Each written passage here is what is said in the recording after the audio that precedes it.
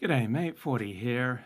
So, last night, Richard Spencer released a 2 hour podcast from a phone call he does twice a week with his Substack subscribers. And this is the edited version, actually runs over 2 hours. He wanted to talk about the seeming downfall of Nick Fuentes. And Richard does it by saying, "Oh, I don't want to get salacious. I don't want to delve into that which is salacious, and I don't want to delve into that which is personal. I want to keep this on an elevated level."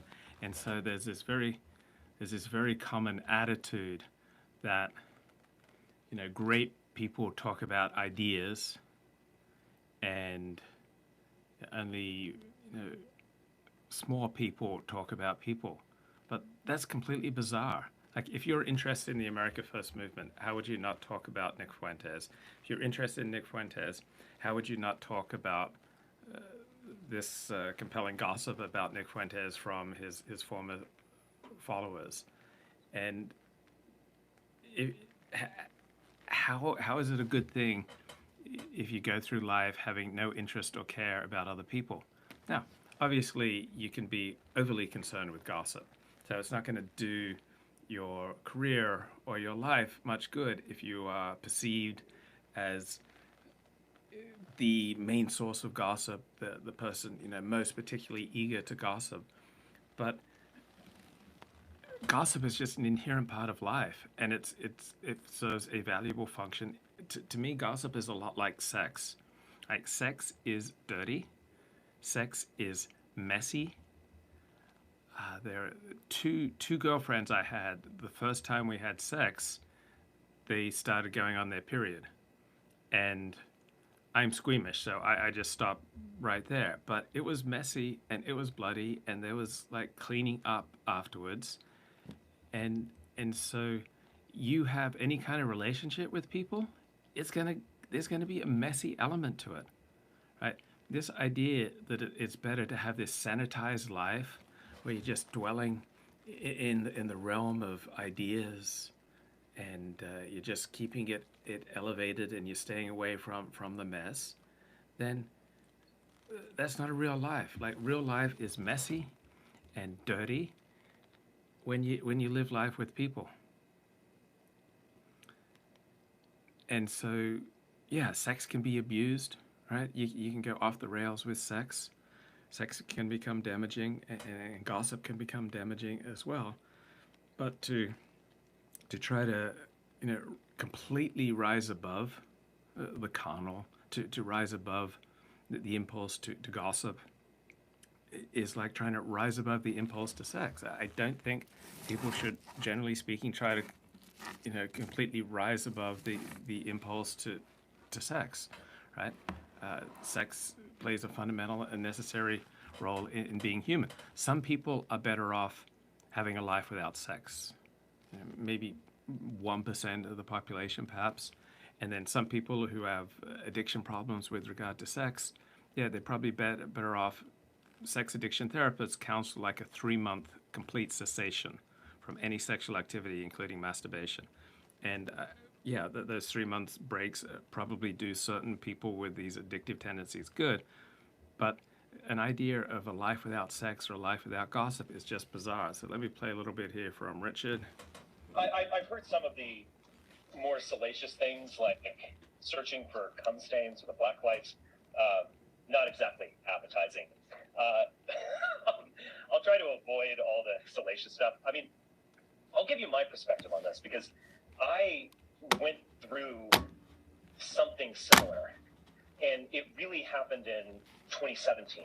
So this interests me in Richard, that he's seeing what's happening to Nick Fuentes primarily through the lens of what happened to him.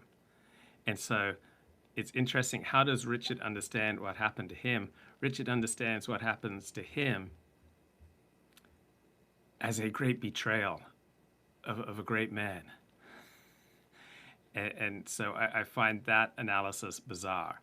I think if this latest problem marks the downfall of Nick Fuentes, it will be a reflection of his failures as a human being and the failures of the movement that he created. Just like Richard Spencer's downfall was a reflection of, in large part, of his personal failures.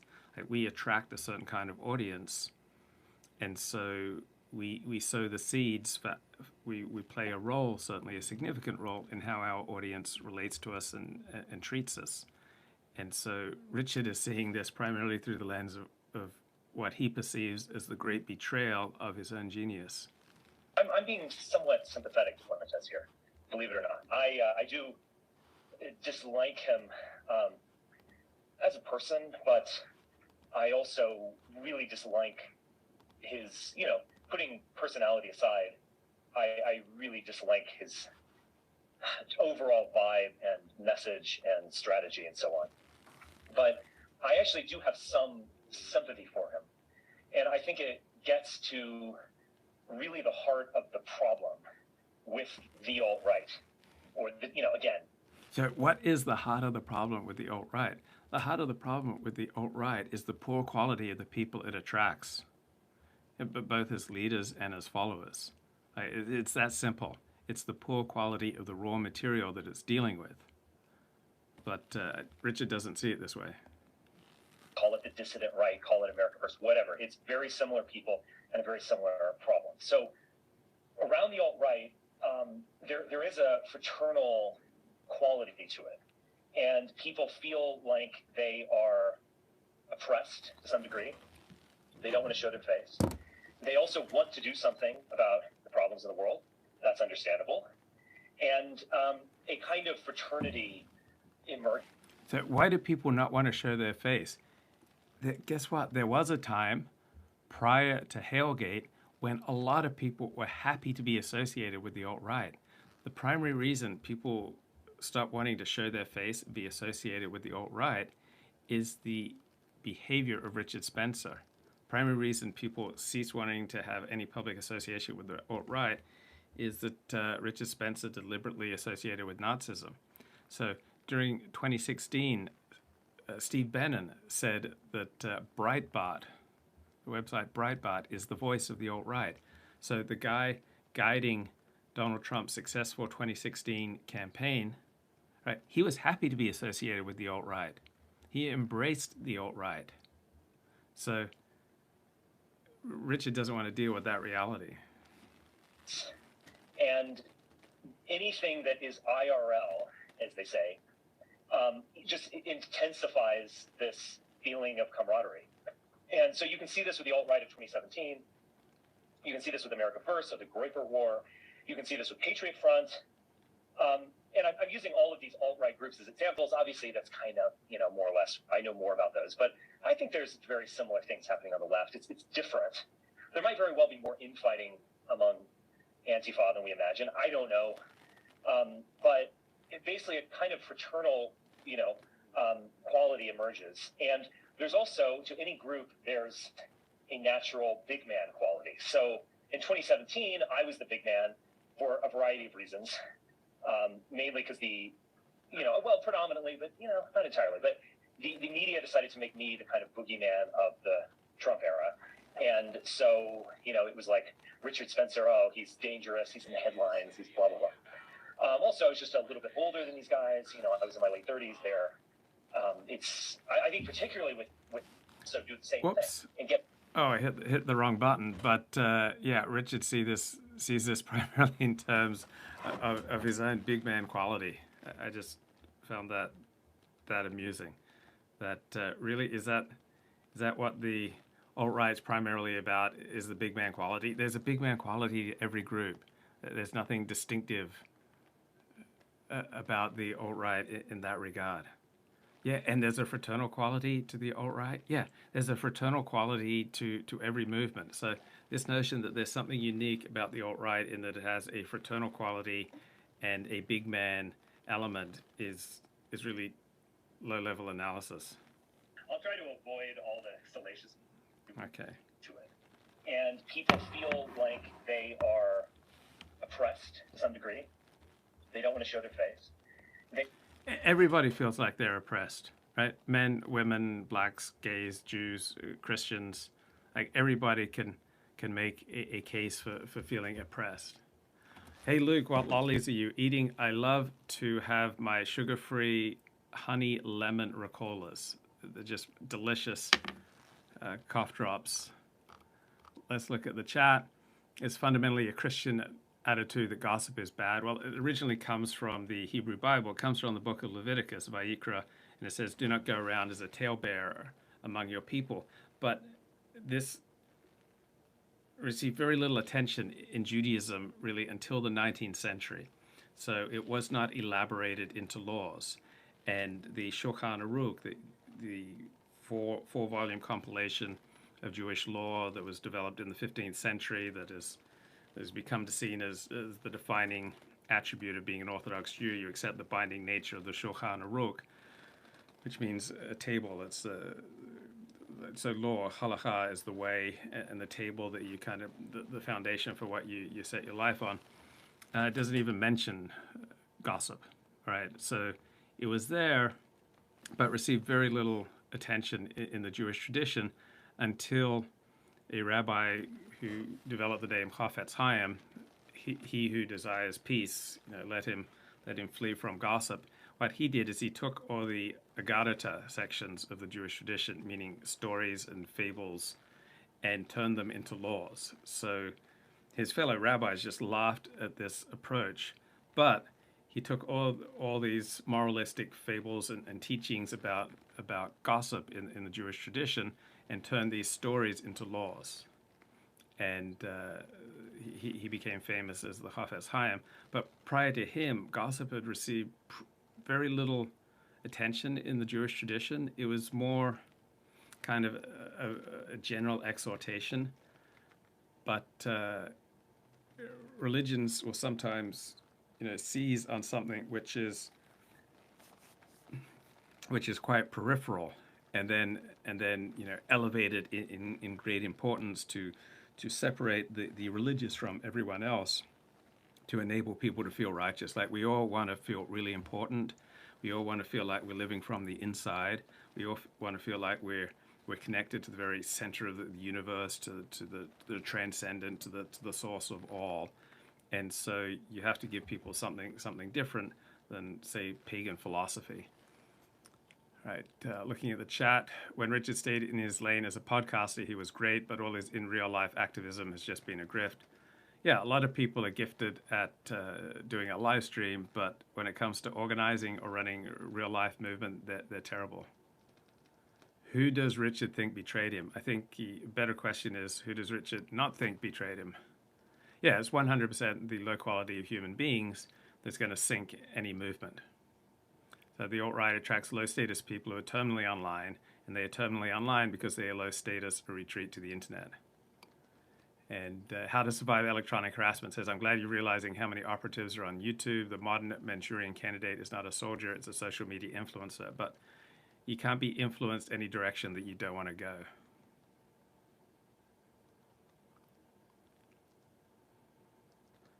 The redeeming thing about the alt-right is that it is people wallowing in their despair or degeneration, but they at least identify that as a bad thing and they are raging against it. Well, there are ways that you can come to peace with reality, with your position in reality. And once you come to terms with reality, then you can start to improve. But as long as you're denying reality, as Richard still seems to be doing, there's not much potential for turning things around. So want to do something about the problems of the world, that's understandable. And a kind of fraternity. So a lot of people who are really driven to do things about problems in the world, it's because it's a distraction from what is fundamentally at core a love addiction. Like, I don't feel loved. And so I'm going to go out there and I'm going to make these great social changes, and then maybe I'll get the love that I need. And usually operating from that kind of basis leads to really bad results. Like, people are so desperate for that love that they start doing bizarre things, such as what that Richard did. Like, Richard went on bizarre tangents, just spiraled downhill. And gossip is dirty and gossip is messy, and there was always a lot of gossip about Richard. But the reason there was a lot of gossip about Richard is because he was behaving in ways that lead to gossip. All right, if you're sexually promiscuous, particularly if you're sexually promiscuous with, say, your followers' girlfriends or wives, if you're dabbling in drugs, if you're flying the plane while you're intoxicated, which is essentially what Richard was doing. He was intoxicated. He was intoxicated at Charlottesville, and you got thousands of people's of lives in your hands, and you're flying the plane drunk. Right? That's a serious matter that people will gossip about, and for good reason. Right? We gossip for good reason. Right? You can certainly overdo it, but we need gossip. Right? If we listen, we can learn what people find offensive, what people hate, what they find acceptable, what they find not acceptable.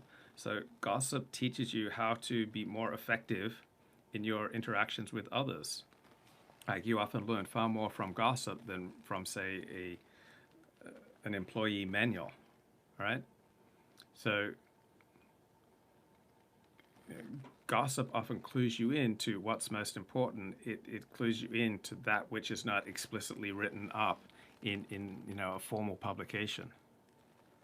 And when you wonder, like, why does somebody have these recurring problems, you may find more accurate information from the gossip than from, say, official sources of information. And anything that is IRL, as they say, just intensifies this feeling of camaraderie. And so you can see this with the alt-right of 2017. You can see this with America First, or the Groyper War. You can see this with Patriot Front. And I'm using all of these alt-right groups as examples. Obviously, that's kind of, more or less, I know more about those. But I think there's very similar things happening on the left. It's different. There might very well be more infighting among Antifa than we imagine. I don't know. So gossip undoubtedly has the power to destroy friendships, to destroy lives, to destroy marriages, to destroy business partnerships. It can sometimes lead people to kill other people, to kill themselves, just like sex has all that power too, right? Fire has the potential to be incredibly dangerous, but we don't want to outlaw fire. We outlaw certain uses of fire. So it all depends on how you use the gossip, how you use the sex, how you use the fire. But these are elemental parts of life that to completely, say, oh, they're just completely forbidden, that's not on, is insane. Basically, a kind of fraternal, quality emerges. And there's also, to any group, there's a natural big man quality. So in 2017, I was the big man for a variety of reasons, mainly because predominantly, but, not entirely, but the media decided to make me the kind of boogeyman of the Trump era. And so, it was like Richard Spencer, oh, he's dangerous, he's in the headlines, he's blah, blah, blah. Also, I was just a little bit older than these guys. I was in my late 30s there. I think. Come on, Richard. You provoked the media attention. You thirsted for it. You sought it out, and you were very good for a while at interacting with it. So, what's that old phrase? Those who the gods destroy, they first make great. So, when we achieve a little bit of success in our lives, most people can handle that without going insane, without getting intoxicated. But then some people get intoxicated by it, like Richard did, and like Nick Fuentes seems to have done, and then that destroys them. That they can't handle the success. Right? You see that with, say, a Tony Romo, who was an undrafted player, and he went on to be a very good NFL quarterback. But you could kind of sense underneath he didn't feel like he was good enough.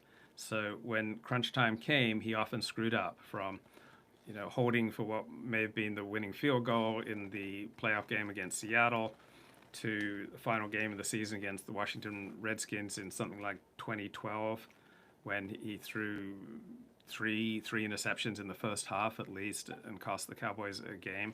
So some people just have that internal sense that no matter how much external success they achieve, that they are fundamentally worthless.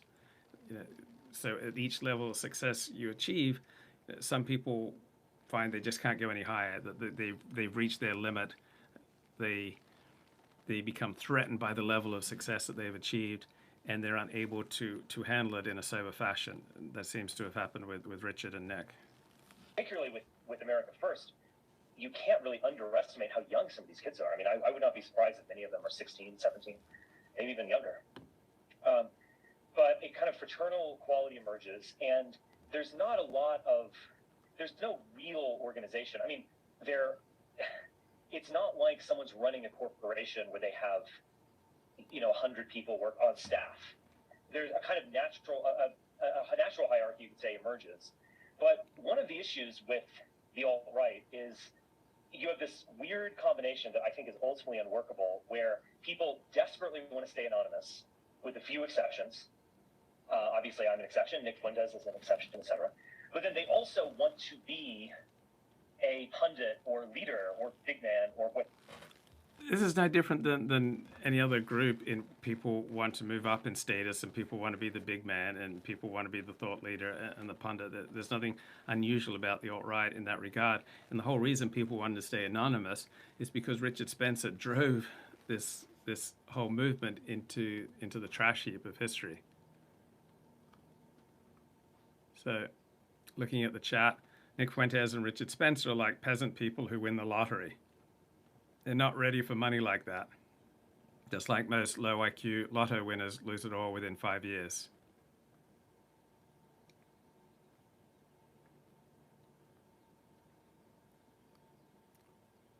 Yeah. Richard is just higher vocabulary trash. That's the extent of his mystique. If I had more access to smarter friends, I'd never listen to him. Well, I think just understand everyone's got their niche. Like, understand what people are about. Richard is sometimes an interesting, compelling live streamer. And if one seeks more from him than that, then you're going to be disappointed, right? He's going to be teaching these classes on Nietzsche, and they may well be interesting, but if you really want to know Nietzsche, there are 100 university professors out there who'd be far more qualified.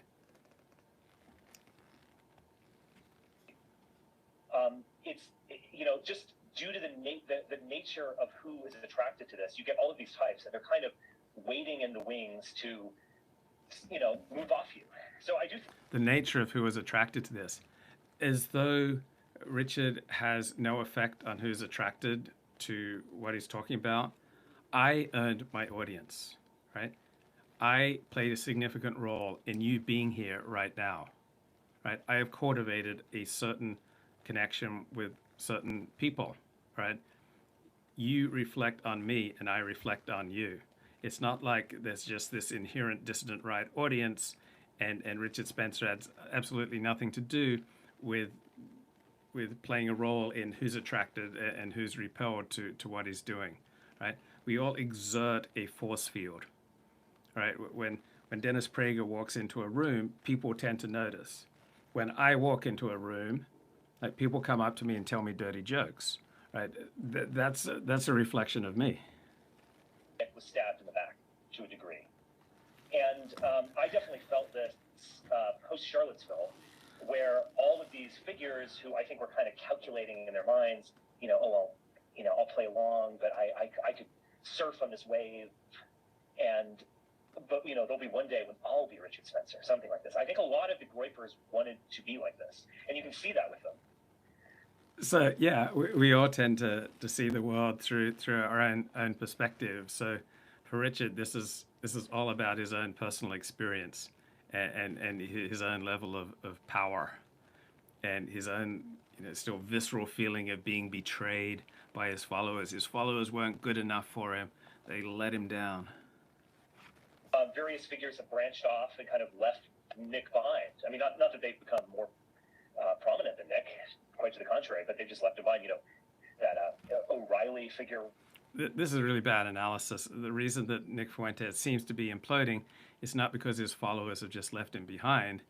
It's because Nick apparently was not able to sustain friendships and was not able to sustain strong working relationships with people who worked for him, for people who were interns for him, for politicians that he would try to gather.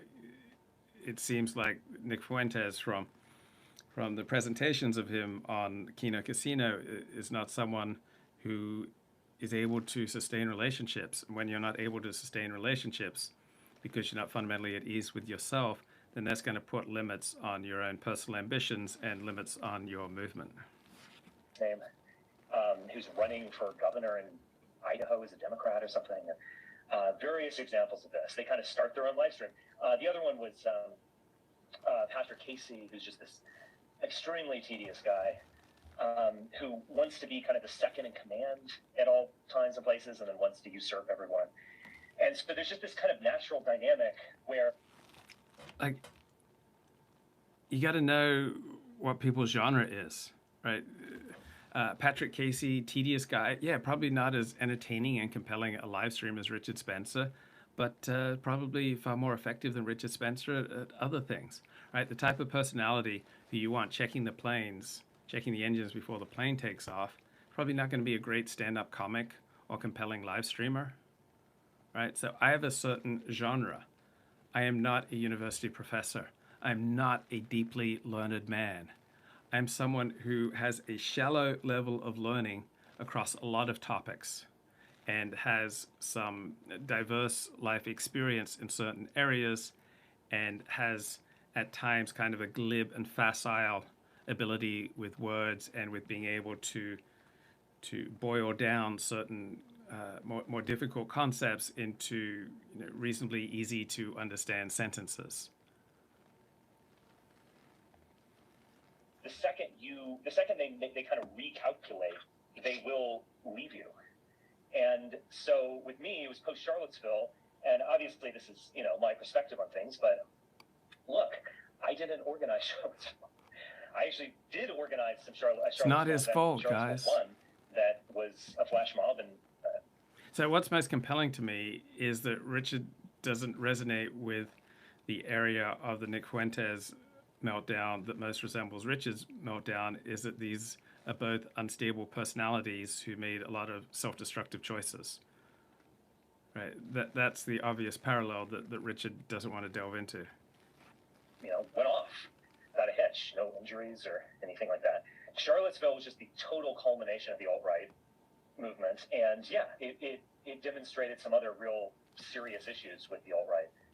Yeah, it demonstrated that it attracted some low-quality people, right? You have an influence over who comes into your movement, who comes to your events. And the bad behavior of some of the people at Charlottesville and the whole situation, building up to an armed confrontation with Antifa was obviously going to be a disastrous experience. And yeah, Richard says, I didn't organize it, but you were the keynote speaker. Right? You were still leading your troops into battle, and you led a lot of people into a great deal of suffering and destruction. And you played a significant role in precipitating a major crackdown on free speech online. So the major reason that we've had a dramatic reduction in free speech online since 2017, 2016, is Richard Spencer and the choices he made with both Hailgate and his behavior leading up to and after Charlottesville. Right? The free speech crackdown didn't come out of nowhere. It came in reaction, in part, to the bad behavior of Richard Spencer. Worth talking about. They're worth talking about because they keep reoccurring. And I don't know. I mean, Nick has kind of lasted as their icon longer than I would have imagined. And why has Nick lasted longer than Richard imagined? Because Nick, for all his flaws, does seem to be a more stable personality. Even though he's more than 20 years younger than Richard, he's shown himself to be a more stable personality and more in reality than Richard. So that's why Nick has lasted longer. But Richard doesn't want to go there. He lasted through Trump, through 2018 and the midterms. He lasted through Trump's failure of re-election. He lasted through Stop the Steal. He lasted through January 6th. It just kept going on, and it kind of, I think Nick had this almost kind of like illusion of victory in some ways, because to look back at this, I mean, during Stop the Steal. So Richard, who believes that he helped elect Donald Trump in 2016, Richard, who believes that the alt-right was absolutely indispensable for Trump winning in 2016, he's accusing Nick of having delusions of victory. Richard, who announced after Trump won that the alt-right was the establishment now. Richard, who launched the cheer, "Hail Trump, hail our people, hail victory." And it's Richard saying that Nick has delusions of victory. I mean, Richard had delusions of victory. That's where Richard should be starting his analysis. Like I try to start my analysis with a sober reflection on how has my selfishness hurt the lives of the people around me. Like I try to start my analysis with how have my delusions, hurt myself and the lives of people around me. I try to start my analysis with understanding how I am the root of my own suffering. That to whatever extent I've lived in a prison over the course of my adult life, that's been because of choices that I've made. He was there at the very beginning of Stop the Steal. And he was also getting just huge amounts of views. He was getting 10,000 people watching a live stream at a time on D Live, where he was. You can do a live stream with 5 live viewers, 5 quality live viewers, and you can have more of an effect on society, on culture, and on politics than a live stream with 10,000 low IQ viewers. It's not just the sheer numbers of viewers that measures your impact, it's the quality of the people that you attract, right? So Richard often delved into a low IQ message to try to maximize the number of people who are attracted to his message, and in so doing, he attracted a lot of bad quality people. Right? You can adjust your message so that you attract higher quality people. Yeah. And I think many people who didn't have his best interest at heart saw that and said, I wouldn't have been that. These are conservatives, the people who are organizing stuff. Ali Akbar, Ali Alexander, Alex Jones, etc. Women for Trump. And they started to work with him. I don't know the extent to which they were working with him, but they were clearly working with him in some way. There's also indication that Milo is now behind. So if you're interested in the alt-right and the alt-right, how can you not be interested in the gossip surrounding Richard and Nick? The gossip surrounding Richard and Nick touches on these core issues that help you understand why the political movements that they spawned have been such a disaster. You can go to work and you can try to get your primary source of information about work from your employee handbook. Or you can go to work and talk to other people. And what you hear from other people will be more useful to you in many cases in the employee handbook. So we need gossip to clarify and enforce rules that keep people working well together. It circulates crucial information about others. All right? Yeah, gossip can sully reputations, but it also offers you a foothold into a group, and it offers a safety net for people who feel in danger of falling out. Like, there's this widespread tendency, particularly among intellectuals, to denigrate gossip as dirty and sloppy and messy and unreliable, right? And it does have all those elements, but it's also sophisticated. It's some kind of multifunctional interaction which helps to police behaviors in a group and define group membership. So it's a mutually protective ritual that we probably developed from early grooming behaviors.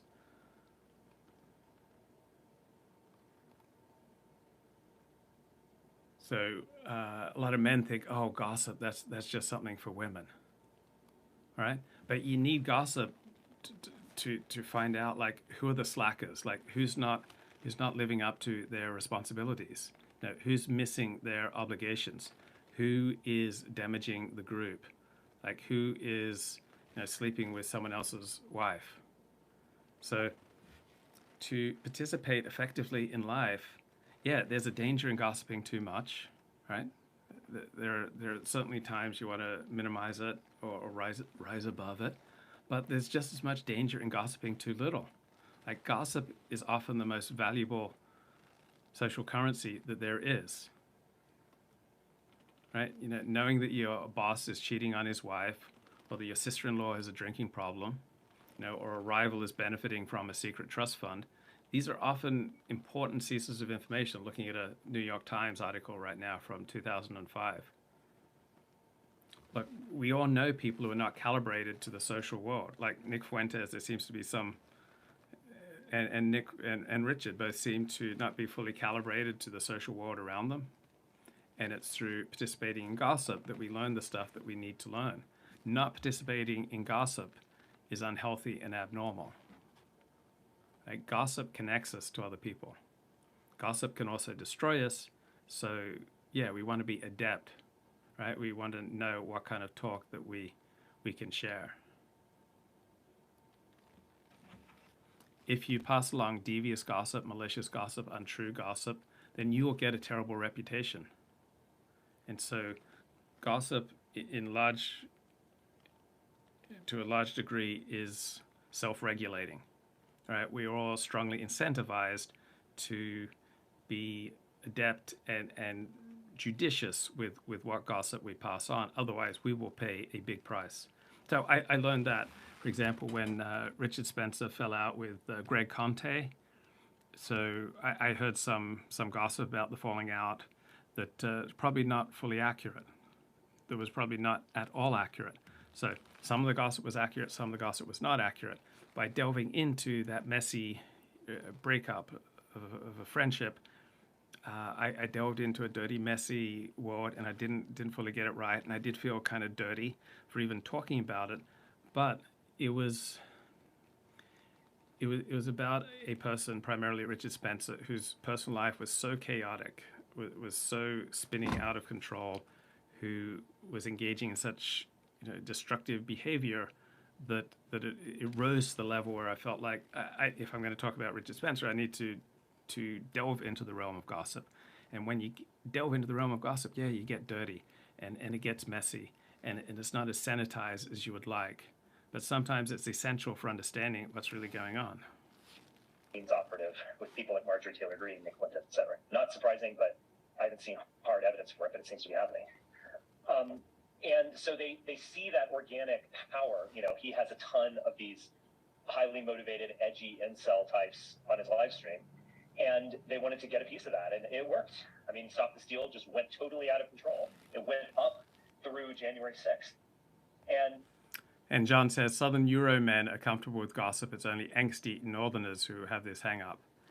And I'm not opposed to trying to elevate, right? I don't want to be engaged in gossip interminably, right? It's a spice, like add a little salt to my food and can make it more appetizing, but I don't want salt to be the main course. So whenever you try to elevate, you may come across as pompous and sanctimonious, and I get that. I believe in the case for elevation at times. I don't believe in elevating yourself beyond the human, right? Beyond what we're capable of or beyond the situation. There are situations that call for the open sharing of gossip, and then there are other situations where you're better off leaving it behind.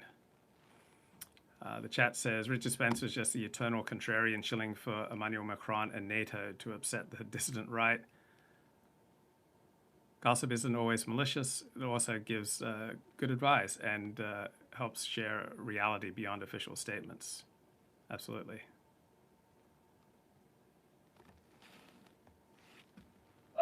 Again, I thought there probably would have been some kind of issue like this immediately after January 6th, as there was after Charlottesville, but no, they kept going. They kind of kept it going, and I don't know. I mean, I think maybe what did it end was the fact that Nick has been kind of quasi denounced by these goofball Republican types like Paul Gossner and Marjorie Taylor Greene. No, well, if this is the fall of Nick Fuentes, what's doing Nick in is his own character and his own inability to stay related and connected with other people. It's not because Marjorie Taylor Greene and Paul Gossner condemned him.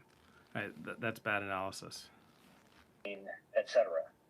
And that woman they tried to get, who I think she did give a speech like via Zoom or something.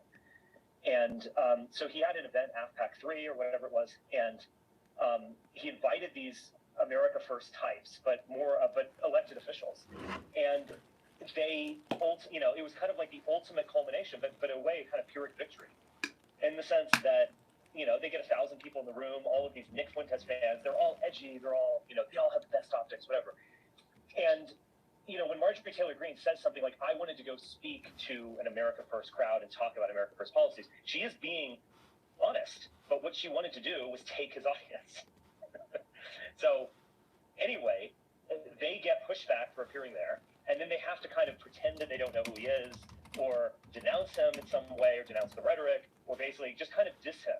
And so it gets to a point where, like, there's no that benefit of Nick Fuentes, the overall benefit is lacking. Where Nick Fuentes is only a irony video game streamer and this kind of weirdly charismatic personality.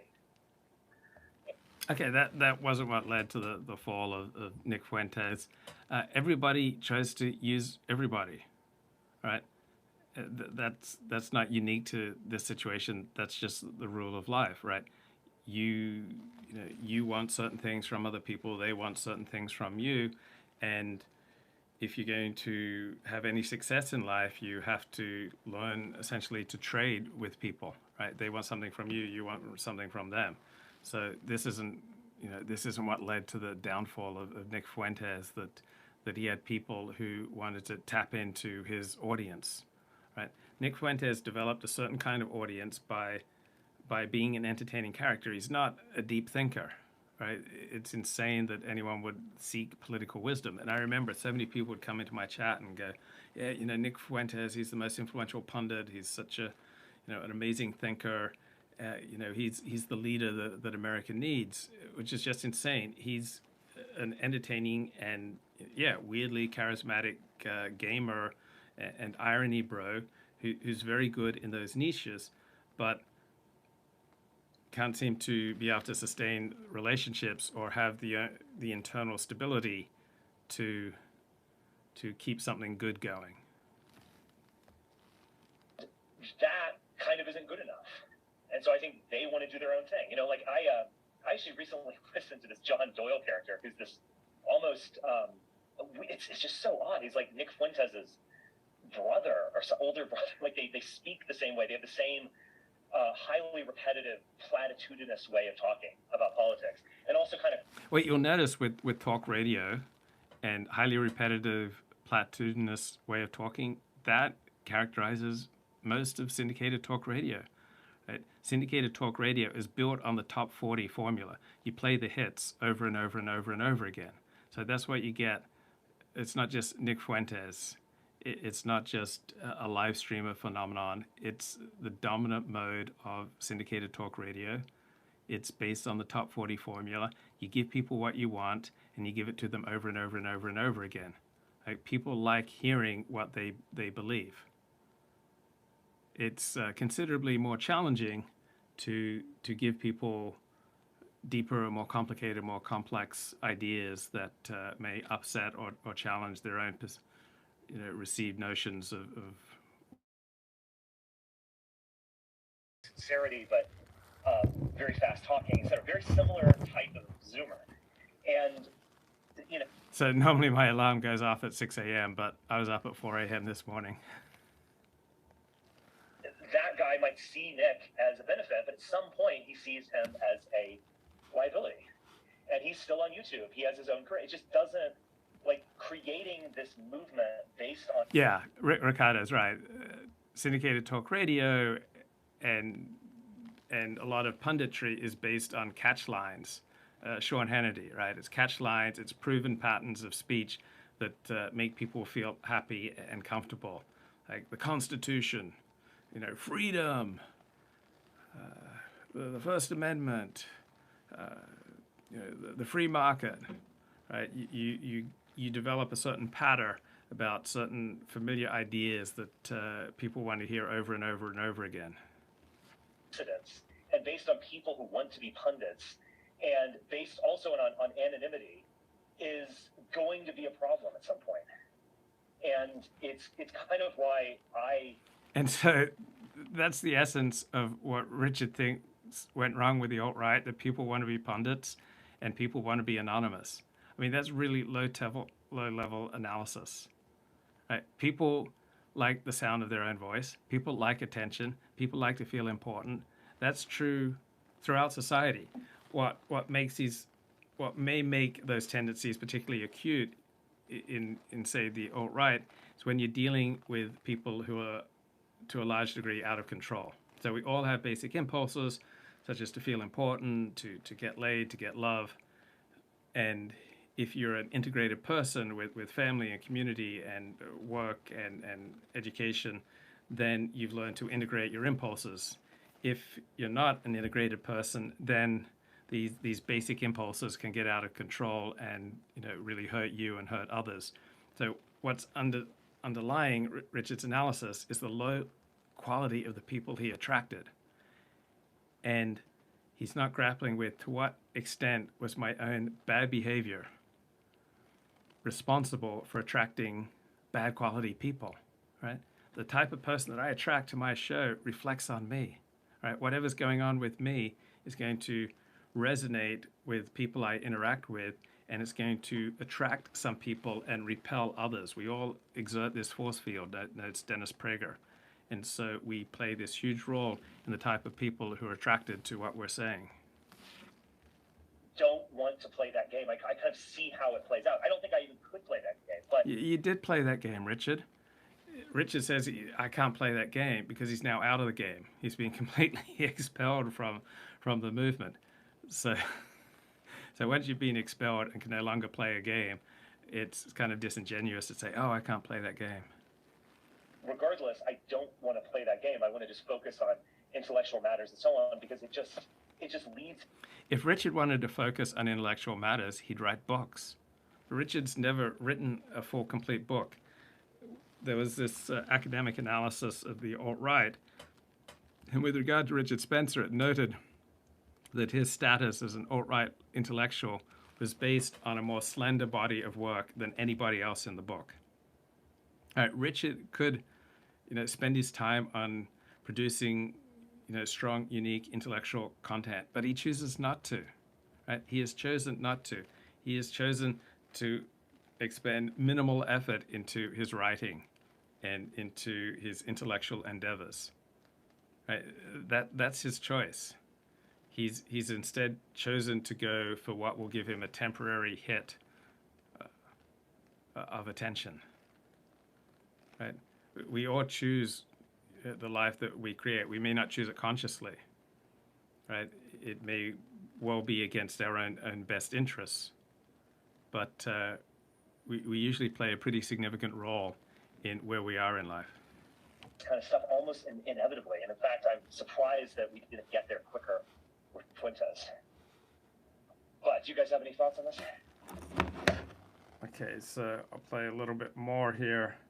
Later in the stream, you hear Richard turning fairly profoundly against free speech.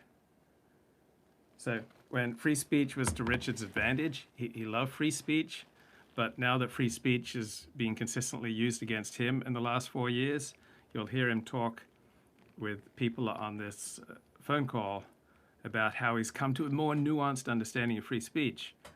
What he means by more nuanced understanding of free speech is that he's for far more restrictions. Of nonsense that was kind of self-generating. Remarkable. Speaking on the kind of the way that I think you called it the gamification of politics, I think it really underscores the necessity of, especially with the kind of, the metaverse kind of down the line coming soon, or I don't know much about it, but I know the basic idea. It just, to me, it seems like there just needs to be some kind of, some sort of state action to prevent the living online and the just hyper extreme, what do they call it, extreme. So this guy wants state action to prevent people from living online. Right? That seems insane to me. But to Richard, this is a really important point. Right? I think it's insane to have state action to limit how much time people spend online. People aren't spending a lot of time online because there's just something unique about the online experience compared to everything else. Look, the reason, let me restate that. People are spending inordinate amounts of time online because that is what best meets their needs. It's because there's usually some emptiness in their real life. The problem is the emptiness in their real life, which is then leading them to find time online so intoxicating. So spending a lot of time online, wasted time online, is a symptom. It's not the core of the problem. The core of the problem is that people aren't connected to other people. And so attacking the symptom here, I think, is useless. Like, generally speaking, if you're watching this show, your problems are not your problems. They're just symptoms of deeper problems. Because if you're watching this show, you have an IQ above 115, you're a smart person, and if your problem was really your problem, you'd be able to figure it out. But our problems are not our problems. They're just symptoms of deeper problems that we don't want to face up to. So we would rather distract ourselves with going after the symptoms rather than the root causes, which usually has to do with an inability to connect normally to other people and to yourself and to feel at ease in the universe.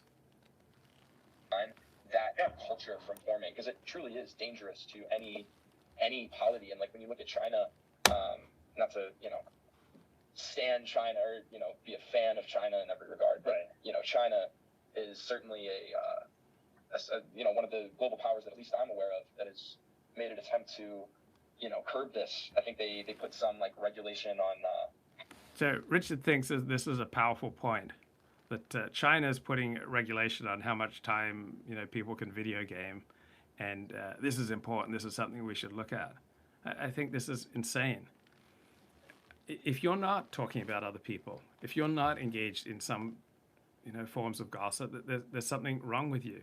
It means that you feel socially alienated, that you feel indifferent to other people, and that you're not part of a community. One of the signs of belonging to a community is that people gossip about you. If you want to understand your social environment, gossip is absolutely essential. Like, gossip helps us to make necessary social comparisons. We can't help but compare ourselves to others. Like, you need to do that to get information and inspiration and guidance. All right. Now, you can compare yourself to others to such a degree that it brings you down, that you feel desperate or bereft or small or okay. So you can certainly overdo comparing yourself to others, but we never get away from comparing ourselves to others. We shouldn't try to move beyond comparison.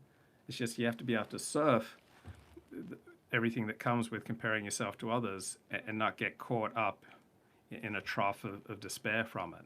But we need the information, we need the inspiration, we need the cues that come from comparing ourselves to others. Like gossip, shepherds our communities, right? Gossip lets us know what the boundaries are and when people are crossing them, right? Gossip lets you know that you've gotten out of step, you need to get back into step, right? If you want to know who to avoid, like who the boss loves or loathes, like who to go to when you need help, what it really takes to get a promotion or a raise, how much you can safely slack off at work. You're better off paying attention to the company grapevine than to the employee handbook. This is from an article in Psychology Today. Like, gossip tells you who's in. If you're worthy of being talked about, you're in. If you got valuable information, you're in. Gossip is a Rorschach's test. Like, if you look at the nature of what someone gossips about, you can find out what concerns them. So we tend to gossip about people we care about. If you care about someone, you're going to gossip about them. The type of people you don't gossip about are people you don't care about. We don't bother talking about people who don't matter to us. Kids can be online or playing video games or something like that. At least it indicates that they have some sort of kind of paternalism and they have some care about seeing kids that are young not being kind of turned into real life, video game characters. And I think that's a good thing. And we need something like that. Definitely. And here Richard's saying, yes, definitely. We need something like China that restricts how much time young people can spend gaming. We need to restrict how much time people spend on the internet. I think that's insane analysis. I kind of think think the free speech debate does need to be more nuanced. And by nuance, he means there needs to be less free speech. That's what he's talking about. So when he was rising up, he loved free speech when free speech was working for him. But now that free speech has turned against Richard the past 5 years, now he wants more restrictions on speech. I need to, at the very least, talk more about this, but hopefully write about this. But like, if you would ask me in 2015, should Twitter be just totally open? And Twitter was saying the same thing that I would have said. It's like, this should be the free speech mecca. Anything goes effectively outside of something that's just obviously illegal. And, you can't ban it. But I don't know. I feel like I do have a more nuanced view of that 5 years later. Nuance meaning we need less free speech. Alexander notes, yeah, China restricts gaming, but it doesn't work. Chinese gamers just use VPNs. They easily skirt around the restrictions. All right? Directly attacking how much time men spend gaming is just attacking a symptom. You need to get to the underlying issue of why these people feel disconnected from others, how to get people connected into a community. And one way you get people connected is through the judicious and moderate use of gossip. And it involves all of the things you were just talking about. It involves, because, and it involves grifting as well. I mean, not only was there QAnon, but there was just QAnon grifters. I mean, Fuentes was a QAnon grifter to a significant extent. I think we long ago reached the point where grifting is not a useful concept. So people make content and people donate to support the type of content that they like, and somehow that's called grifting. The only useful term of grifting is when people are running a con, right? When they're promising something that they don't deliver. But just content creators creating content and then people financially supporting content that they like, I don't see any thievery going on. If there's no thievery, there's no grift. He used that language, actually. He used trust the plan language in The Storm, and so did Steve Bannon. So he wouldn't ever quote Q or something, but it would be like, trust the plan, the storm's coming, all this kind of stuff. And so it's these people making money off it, and it's also just these people entering this just weird rabbit hole that is, deeply unhealthy. So we're not dealing with an issue of like, if someone goes up there and says a controversial opinion, or he's a whistleblower, or he's, making edgy jokes or something. We're not dealing with that anymore. We're dealing with something much more severe, and something that also can reach normal people. Like that whole, normie divide. Everything can be abused. You can exercise too much. You can use too much water. All right. Yeah, you can be online too much. Does this really call for government regulation? What is it, red pill or normie divide? That's been like flipped on its head, basically. There's no divide. Like, this guy, like, this is actually, I put this into Ed's book, actually, because we did, Ed wrote. There's no divide between, say, normies and the political radical. Normies can relate to other people without talking about politics. Like a normal person can have appropriate conversations at work without bringing in sex, politics, or religion. All right, I think there is a pretty significant divide. Right? If you are continually interjecting content that is maladaptive, right, that it actively works against your own best interests, then you are outside of the normal, and you're in a downward spiral. QAnon article originally, and then we kind of updated it, and I actually did that. I mean, I'm not bragging or anything, but there was like a demographic study of people who went to January 6th, and it's remarkable. Like, they are not white supremacist, quote unquote. They are not alt-righters. They are not manosphere people. They are like normal people in their 40s. Basically, red voters from blue states. That seemed to be a big. So they were kind of feeling anxious about where they lived. But it was basically red voting, totally normal people. No, they weren't totally normal people. They were people disconnected from reality. They were gullible, naive people. The people who were arrested on January 6th were not normal people, right? They were people who got disconnected from reality.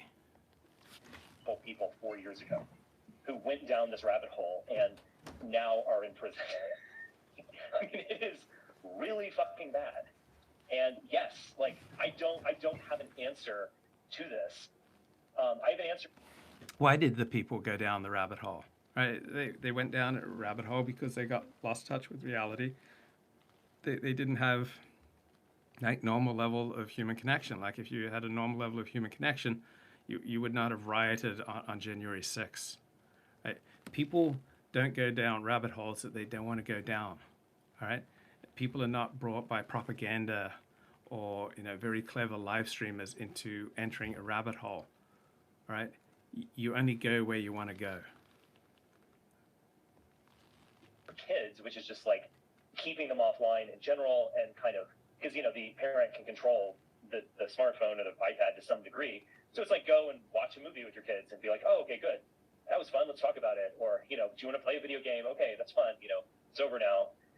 But in terms of like middle-aged adults entering the metasphere and becoming brainwashed, I don't. People don't become brainwashed unless they want to take on what they're learning. So using video games can be a useful part of your life. There's nothing inherently wrong with playing video games. Why would, say, playing video games 3 hours a day be worse for you than watching TV 3 hours a day? Like, it seems to me that playing video games 3 hours a day, in all likelihood, is far better for you than just passively watching TV 3 hours a day. Solve this problem outside of just extreme methods of like shutting down the internet from 7 p.m. to 6 a.m. You let people check their email in the morning, and look at Twitter to catch up on news, and then it's like, all right, that's it, guys.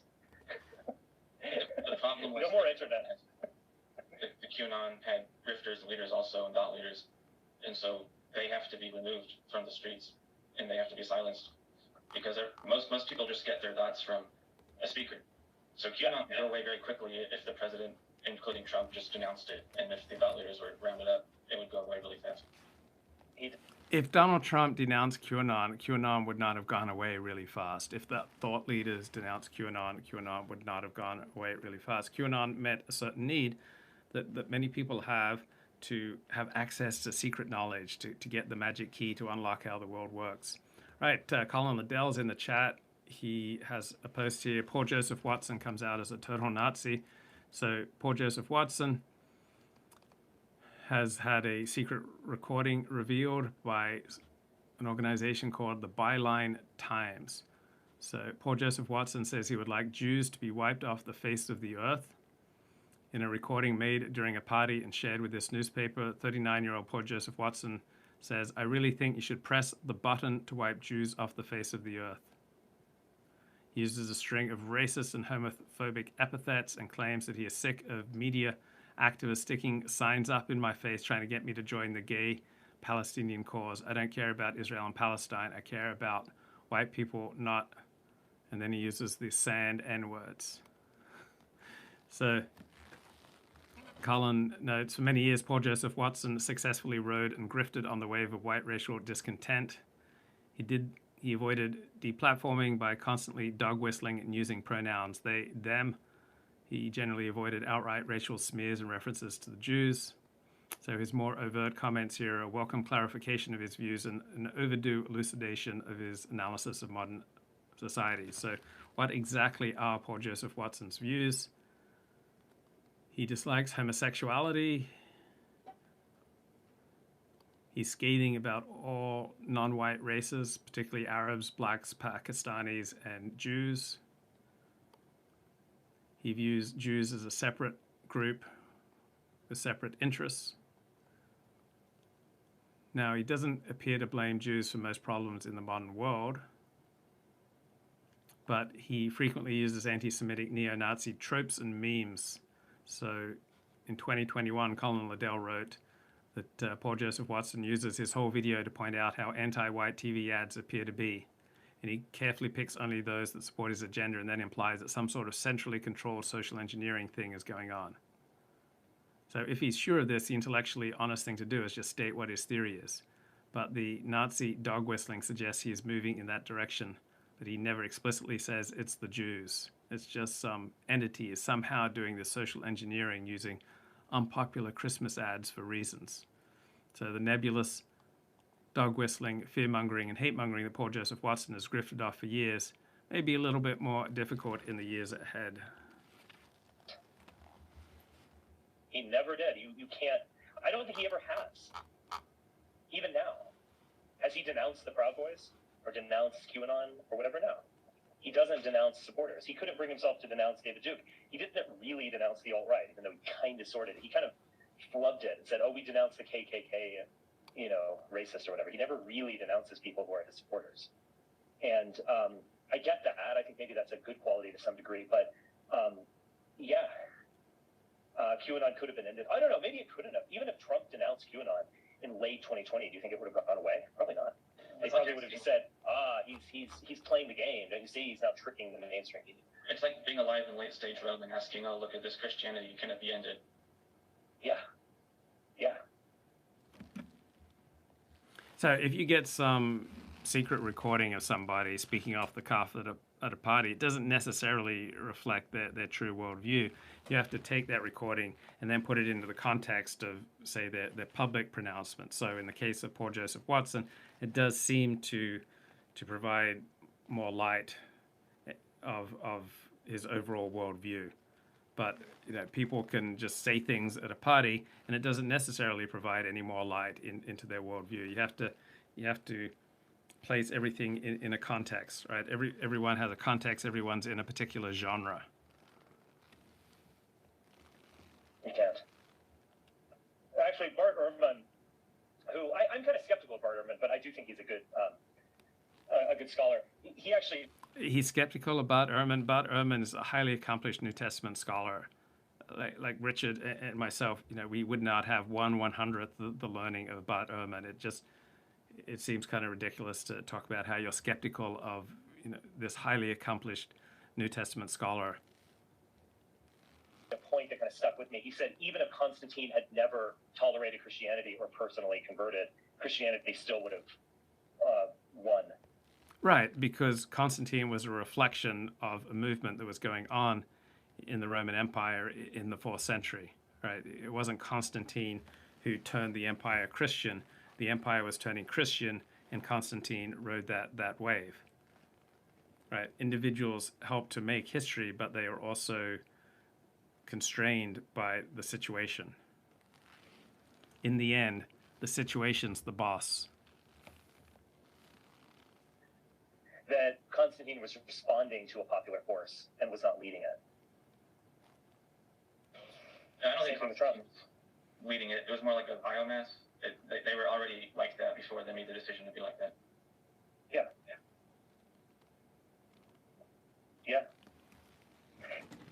But anyway, I really don't know what can be done. I mean, obviously, I felt the sting of deplatforming, to a very large degree, and obviously, I disagree with that. Yeah, you felt the sting of deplatforming, and you played a major role in it, right? The reason that we had a wave of deplatforming was in large response due to your behavior and your words and your choices, Richard. But he only wants to reflect on how he's the victim of something that he got going. I understand it a little bit more now when I look at the whole thing. But I've never really been a free speech absolutist or whatever, but I think I would have said something like, well, it's political debate, you got to allow it, and, it's kids having fun, whatever. But, if you're... Yeah, Richard loved it when the anonymous trolls were on his side. The last 5 years, the anonymous trolls have 99% turned against him. Now he's no longer so excited about anonymous trolls. Then block them, just deal with it. And I do think I have kind of a deeper and more nuanced position on it now, but I don't think I have really a solution. If you notice, these grifters and pundits all have the same thing in common as they have this so-called charisma, but it seems very mimetic. They seem to always put on a type of mask that people want to see. Yeah. On your Twitter, you criticize... Charisma just means that you transmit energy to other people. That when other people watch you or listen to you or interact with you, that they get more of a feeling of energy, right? And we get energy from other people when we get on the same page with others, and participate in creating a shared reality. So charisma means that you can tune in to other people. So usually it requires some intelligence. You can tune into what other people are wanting, are seeking, and where they're at, and you can connect with that and then create a shared reality with that person, and that's what creates energy and is referred to as charisma. That said, intelligence looked like it claimed intelligence isn't real. Yeah. Well, for the grifters, they are imitating leadership. I don't think they are real men. Like, they're imitating it. Well, I think. And Hobbly Hoy says, I think Richard can still have reasonably come to this conclusion that experience made him change his views, doesn't make it illegitimate. Absolutely. My point is that he should begin with reflecting, or he should include reflections on how his own role caused the deplatforming. Right? You know, get in touch with how your own selfishness has hurt the lives of other people. That is about the most sobering thing you can do. And coming from that sober place, right, enmeshed in reality, I think should be the beginning of useful analysis. I believe to that thread, I said, correct me if I'm wrong, but I think I said, I think he's getting at something, but he's overstating his case to such a degree that, like, it becomes absurd, you know? But, so I think denying the existence of intelligence is just pretty whacked. But his general point, which is that what you think is, like, scientific progress or intelligence or hot takes or whatever, are these people, like, rhythmically and, you know, going through the motions, like, you know, rhythmically reciting some weird meme out there. I think that is definitely true. So how do people get fame and prominence rhythmically reciting memes? Because they're meeting a need, right? People in today's disconnected world have a huge need for comfort. And so the people who become successful pundits telling people what they want to hear, they're meeting this human need for comfort, right?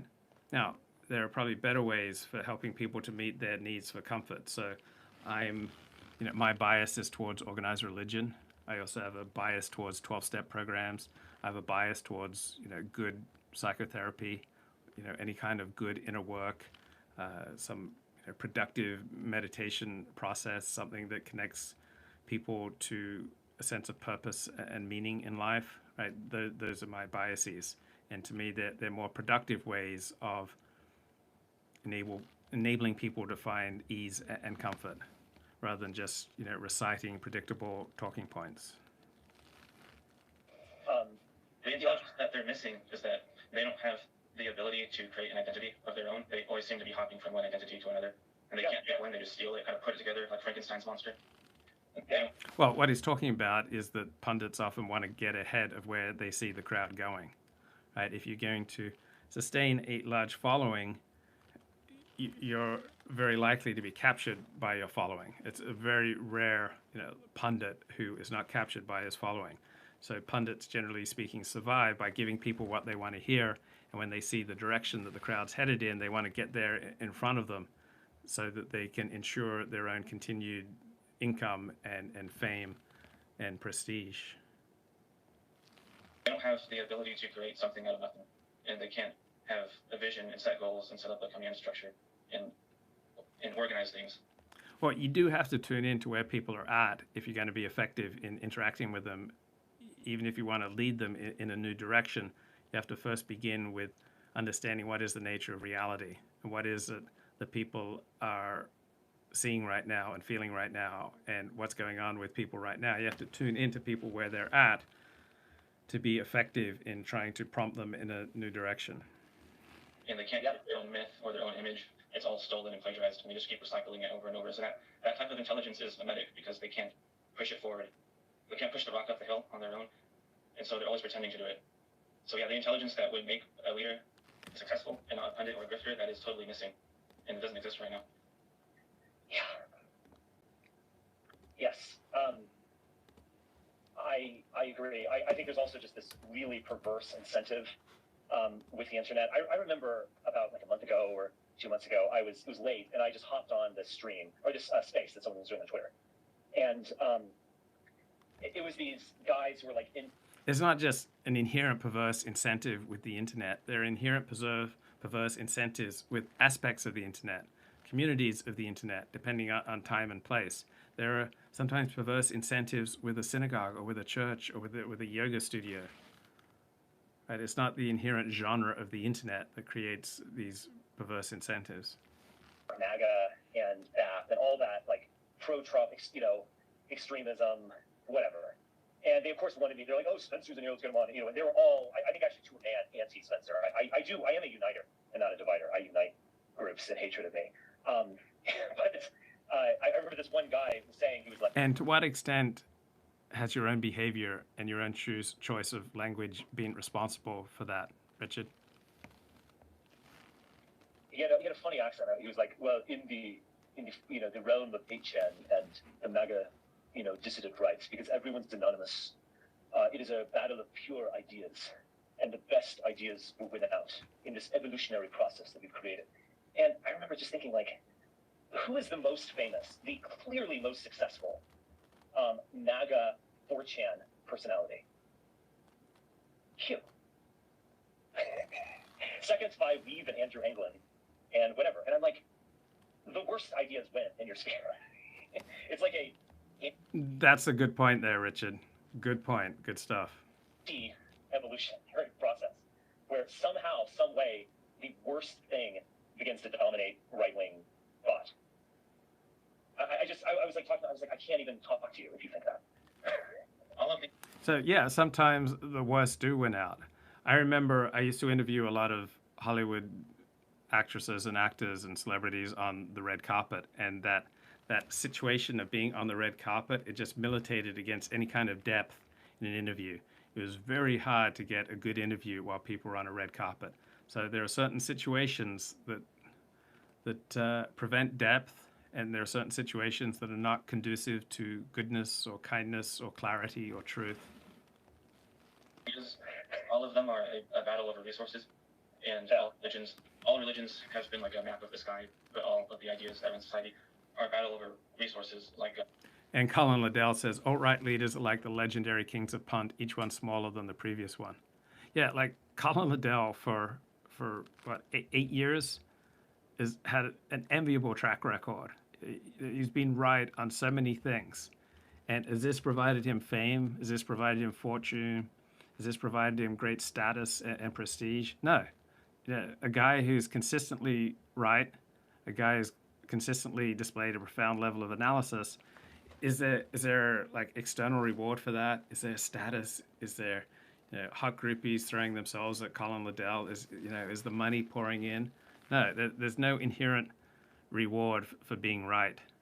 While people who are consistently wrong, can rake in the big super chats if they're compelling and entertaining.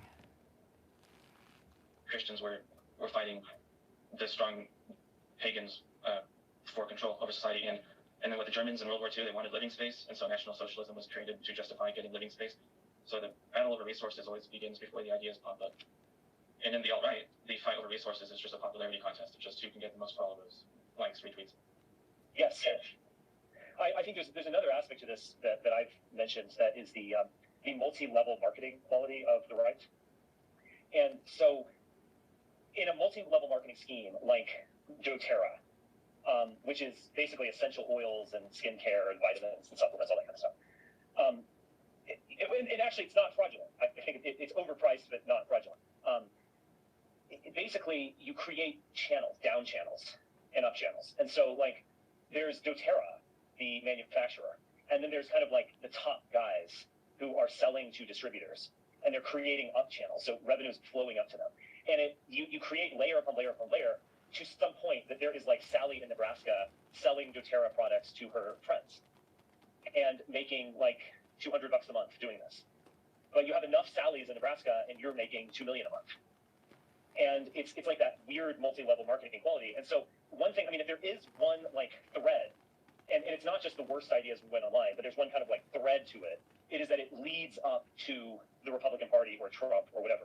And so Nick Fuentes, even though he was like, cryptically or ironically denying the Holocaust and being outrageous and being anti-woman, all that stuff, he was still pushing, he still wasn't up channel to someone else. Like, he was still pushing them out.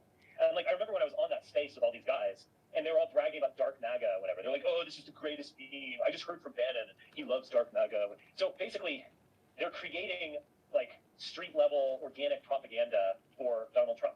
That's what they're doing. They're appealing just. Isn't it like that in all communities? I don't think that that there's anything unique about the multi-level marketing to the extent that it exists in the distant right. Now, Kenneth Brown often has some interesting analysis, and he just did a show, Liars on the Right, number 7, Nick Fuentes. Looking in the chat, Luke, do you think insecurity drives people to be involved in antisocial behavior? Yeah. If you're connected with other people, you're generally speaking not driven to destroy those connections. Right? You have valuable, love with other people. Generally speaking, you're not going to be driven to destroy that. So this is a little bit here from. Political pornography. The left used to do this back when we had. Yeah, this is Kenneth Brown. It makes a great point. The alt-right is political pornography because it deals with these visceral passions. That's why it's so compelling. That were like right-wing, like don't blaspheme Jesus and don't be overtly sexual. Like George Carlin used to be a political pornographer in the sense he'd say all the swear words. Well, that's banal. That's mediocre. That's old hat. So really, the right wing has somewhat of a monopoly on political pornography.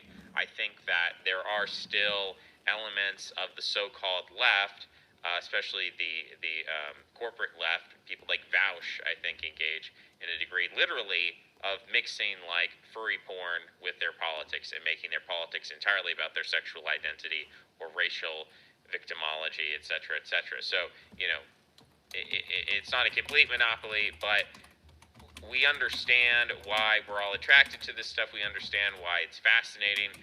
Just because it's fascinating doesn't make it true or good. But there does come a point at which there is something so toxic and so evil and so harmful, I have to say, like, if you're going to be involved in the dissident right, which I've argued against in so many different videos. I've argued against the entire field of thought. I've argued point by point on different things I think they're wrong on. But if you're going to be involved with it, please, please, please don't go so far as to argue with me about Nick Fuentes. And so I'm responding to HRE, which stands for Holy Roman Empire. He's this little, it's the Holy Roman Empire flag, which is a political entity that hasn't existed for like 200 years. And so he writes this comment. He says, the guy's last political action conference had 1,000 people attend, including government officials. He's created a good, powerful movement. He's been nothing less than dedicated to American nationalist issues. There's no reason to attack him. The guy's clearly not a grifter. So, I said, I'm not impressed by crowds. His movement's not good. His movement's not powerful. I'm not an American nationalist. I hold opposing political opinions to you. He is a grifter. I don't know if that comment was sarcastic, but I'm reaching a point at which I'm I guess I have to laugh or cry because I've put out over 600 videos. That is, in a sense, it feels pathetic. It feels pathetic, and I know I can't create this totalizing judgment where one silly YouTube comment makes me feel like my life is a waste. But at some point, if I put, like, let's say each video is like 20 minutes long. I know people think I do these 3-hour-long videos, and I'll never live that down. But maybe I'll go back to it, right? But let's say they're 20 minutes. Even then, I've made over 200 hours of videos where I consistently say, I'm on the left, I oppose the right, I'm not a nationalist, here's an argument against. So John Berkshire says, I think it's pathetic to be obsessed with whatever Nick Fuentes did the other day. Who cares? Read a book. Well, obsessed is usually a cheap put down, right? If you have any interest in the America First movement, it would be weird if you didn't have some interest in that recent Kino Casino stream where they talked to two people who worked with Nick Fuentes for years. Like, if you're interested in the alt-right and the alt-right, it'd be weird not to be interested in the personalities of people like Nick Fuentes or Richard Spencer or Greg Johnson, right? It's weird not to have an interest in other people, all right? Against nationalism. Here's a political ideology called minoritarianism. Here's, the deep left. Here's explaining what that is. Here's explaining the difference between the left and the right. Here's why I'm not a majoritarian. Here's like the tripartite class structure. Here's how politics actually works. And this is all these concepts, which I think are simple. I'm communicating on a third grade level. I'm not using big, supercilious, grotesque purple prose and trying to, talk about the mechanisms of the fundamental ontology of the managerial, I try to keep it simple. I try to be direct. I try to be explicit. I think that everything is multi-layered. I think. So, what is healthier, watching network TV or watching Kino Casino? I'm not sure that watching Kino Casino is definitely less healthy than watching network TV. People are wired in a way that they need some comfort and some entertainment and some distraction. So if you're playing video games an hour or two a day, or watching live streams an hour or two a day, or watching TV an hour or two a day, it seems part of a balanced diet. I don't think that level of interaction is harmful. I think that everything has levels to it, but it's not as if I'm being so deeply ironic and sarcastic that I mean the opposite of what I say. There's always some kind of esoteric parable or deeper meaning to everything, I guess. I mean, that's just how I think of the structure of language and mythology and the way that works. But it doesn't mean that if I say, I'm against nationalism, against the dissident right. Who is Ken? This is Kenneth Brown, aka Deep Left Jokel. And I'm for minoritarianism and et cetera, et cetera. I think it seems to me that there's some kind of possibility that people don't believe me. That when I talk about the right wing being a defeated warrior class, like, people believe that I'm actually arguing in favor of resurrecting the warrior class. Or people have those ideas and they have a cognitive dissonance and they're trying to square a circle. People are very confused. So I want to be direct. I want to clear this up. I want to say Nick Fuentes is a federal agent. If you like him, if you promote him, I think you are doing something wrong for yourself and also for others. And Ken almost never calls anyone a federal agent, so this is highly unusual for him. I think it's very toxic. I think, again, these are all relative statements. So, 4 years ago, you could compare Nick to the broader alt-right and say, okay, well, he's better because he is not a pure ethno-nationalist. He believes, black people can be allowed to stay in America. They don't have to be mass deported. He was, I guess, somewhat moderate on certain issues. And if you're a Christian, you could say, okay, well, he's not an atheist, he's not a pagan, he's a Christian. So there were different issues where you could say, okay, well, he's actually more moderate than the alt-right, and he's kind of moving the alt-right away from sort of purity spiraling, and that's a move toward a moderate vision, and so that's positive in some sense because people in the alt-right were just these out-and-out Hitler fans. But the problem is that Nick Fuentes is I mean, you want to talk about optics, the guy's talking about how he's Hitler, he's an incel, he's going after, he doesn't have any friends, he says Jaden McNeil's his best friend, and then he says, I'm going to destroy Jaden McNeil's life. So, I mean, this is really bad. So, I don't know. I mean, I guess I could get into these other points a little bit more. Maybe you're not convinced that someone who promotes a Fed op like January 6th and then continues to promote it and continues to promote it, maybe that's not enough evidence for you. I mean, I'll say this about AFPAC. Just to be brutal and clear, Richard put on conferences, NPI, for years, and, did they ever reach 1,000 people? I'm not sure. I don't know the numbers on that, but I'm pretty sure they had hundreds of people, and did they have, sitting Congress people or sitting members of the government? No, but on the other hand, there were no disavowals. Like, there were people who went, high-profile people, you could say Jared or Guillaume, or you could throw out different names there of high-profile people. There was no lying, there was no deception, there was no disavowals. Whereas, you've got the people who go like MTG or GOSAR who go to this AFPAC, and then afterwards they're like, no, I disavow, I don't agree with any of that.